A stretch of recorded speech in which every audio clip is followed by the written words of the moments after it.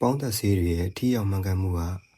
ဆေးကောင်းတာတခုတည်းပေါ်မူတည်မနေပါဘူးကျွန်တော်တို့တောင်သူတွေဆေးကိုစနစ်တကျထိရောက်မှန်ကန်စွာဖြန့်တတ်ဖို့လည်းလိုပါတယ်ဒီလိုမှမဟုတ်ဆိုရင်တော့မိတ်ဆွေတွေရဲ့ရွေးချယ်ပေါင်းသက်ဆေးတွေရဲ့တန်ဖိုးတွေအာနိသင်တွေထိရောက်မှုတွေက90%လောက်နဲ့80%လောက်ထိဒေလွင်ဆုံးရှုံးနေရမှာဖြစ်ပါတယ်ဒီပေါင်းသက်ဆေးဖြန့်တာနဲ့ပတ်သက်ပြီးတော့ပထမဦးဆုံးအနေနဲ့ပြောချင်တာကတော့ပေါင်းသက်ဆေးတွေကိုရွေးချယ်ဝယ်ယူခြင်းပါပဲအဓိကတော့ကျွန်တော်တို့လယ်ထဲမှာဘာပေါင်းတွေပေါက်နေတယ်ဘယ်ပေါင်းနေရများဆုံးလဲဘယ်ဆေးတွေကိုသုံးရမလဲဆိုတာကိုသိချသိဖို့လိုအပ်ပါတယ်ကျွန်တော်တို့လက်သမားအများစုကပေါင်းသက်ဆေးဖြန်းခြင်းဆိုရင်ဒီနီးစက်ရစိုက်ပျိုးရေးဆိုင်တွေကိုသွားမယ်ဒါတပြောနေပဲခံမှန်းပြောဆိုပြီးတော့ဆေးဆိုင်ရပေးတဲ့ဆေးတွေကိုယူပြီးတော့ပဲဖြန်းနေကြတာတွေလည်းရှိပါတယ်တကယ်တော့အဲ့လိုအချိန်မျိုးမှာဒီလယ်ထဲမှာပေါက်နေတဲ့ပေါင်းမင်တွေကိုနှုတ်ယူသွားတာမျိုးဒီလိုနှုတ်ယူသွားတဲ့ပေါင်းမင်တွေကိုနီးစက်ရဆေးဆိုင်တွေ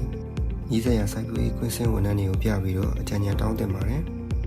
်ဒါမှသာမှန်ကန်တဲ့ရွေးချယ်မှုကိုပြုလုပ်နိုင်မှာဖြစ်ပါတယ်။ဝိရိယချက်အနေနဲ့ကတော့ဆေးယူဆွဲတာပါပဲ။လယ်သမားအများစုကမိနစ်ကသုံးခဲ့တဲ့ဆေးကတော့ကျွန်တော်တို့ရဲ့လယ်ထဲမှာပေါက်နေတဲ့ပေါင်းတွေကိုနိုင်တယ်။ဒီနေ့လည်းဒီဆေးကိုပဲသုံးမယ်။နောက်ပြီးတော့လယ်သမားချင်းချင်း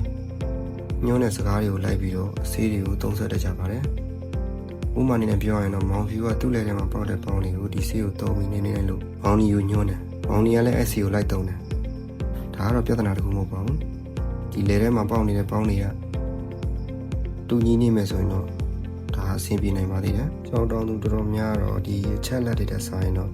ဒီတောင်သူချင်းချင်းလက်တွေ့ကြကြဖြန်းပြီးတော့လက်တွေ့ကြကောင်းသွားတာကိုပို့ပြီးတော့ယုံတတ်ကြပါတယ်ဒါပေမဲ့အဓိကပြဿနာကကျွန်တော်တို့ရဲ့လေထဲကပေါင်းတွေကဒီကစင်းချင်းချင်းအတူတူတော့မှပဲလေထဲမှာပေါက်နေတဲ့ပေါင်းတွေကမတူကြဘူးနော်ကျွန်တော်ဒီစပားစကျဲတဲ့အချိန်ဒီမှာစပားမျိုးတွေမှာပါလာတဲ့ပေါင်းစီတွေနော်ဒီစပါးကြီးတင်းချွေလေးစက်တွေမှာကပ်ပါလာတဲ့ပေါင်းစီစပါးကြီးတင်းချွေလေးစက်တွေကတွင်းဆင်လာတဲ့ဒီပေါင်းစီတွေကြောင့်ကျွန်တော်တို့ရဲ့လယ်ထဲကပေါင်းတွေကတစ်နေ့နဲ့တစ်နေ့များလာတာမျိုးတွေဖြစ်တတ်ပါတယ်။ဒါကြောင့်ကိုယ်လယ်ထဲကပေါင်းမရဲ့မျိုးစားကိုတေချာကာကနာတည်ဖို့လိုပါတယ်။ဒါမှသာမှန်ကန်တဲ့ပေါင်းသက်စီကိုရွေးချယ်ဝယ်နိုင်မှာဖြစ်ပါတယ်။နောက်တစ်ချက်အနေနဲ့ကတော့ဆေးဖြန်းချိန်တတ်မှတ်မှုပါပဲ။ချို့ကတော့စပါးအပင်အသက်နဲ့တွက်ပြီးတော့ဖြန်းတတ်ကြပါတယ်။ဒီစပါးပင်ရဲ့အသက်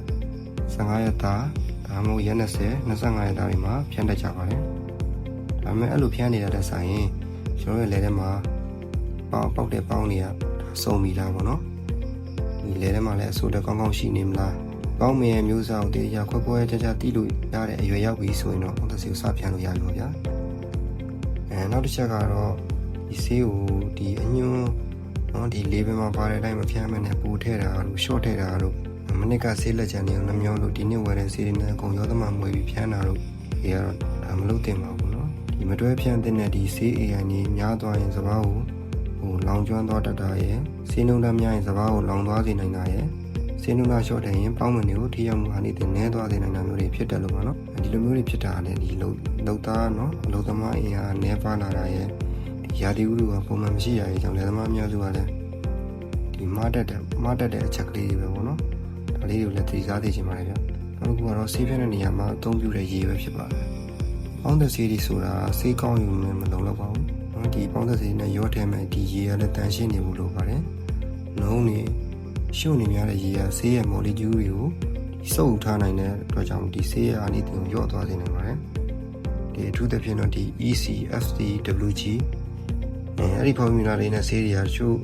ဒီရေမတန့်ရင်ကောင်းကောင်းမပြတ်နိုင်ပါဘူး။အနေထိုင်သွားတာတို့ဒီဆေးဖြန်းပုံးတွေမှာအခက်အခဲဖြစ်သွားတာတို့ဖြစ်တတ်ပါတယ်။လုံးနေရှုံနေကြောင်းဒီဆေးဖြန်းပုံးတွေကနော်ဆယ်တွေပိတ်ပြီးတော့ဆေးဖြန်းတဲ့အခါမှာလည်းဆေးမညီတာတွေဖြစ်နိုင်ပါတယ်။ဒါကြောင့်မလို့ဖြစ်နိုင်ရင်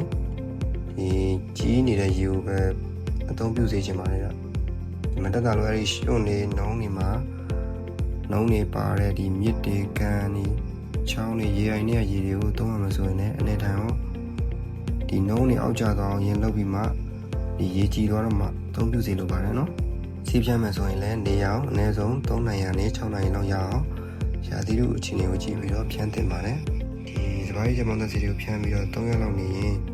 ်ဒါဒီလေဝင်တွေကိုရေပြန်သွင်းဖို့လည်းလိုအပ်ပါတယ်ဒါမှသာဒီစပါးကင်းထဲမှာပေါက်နေတဲ့ပေါင်းတွေနော်ပေါင်းတွေကိုတိတိရအောင်မြင်နဲ့နေနိုင်မှာပဲဖြစ်ပါတယ်ဒါမှသာကုန်ကြတဲ့အ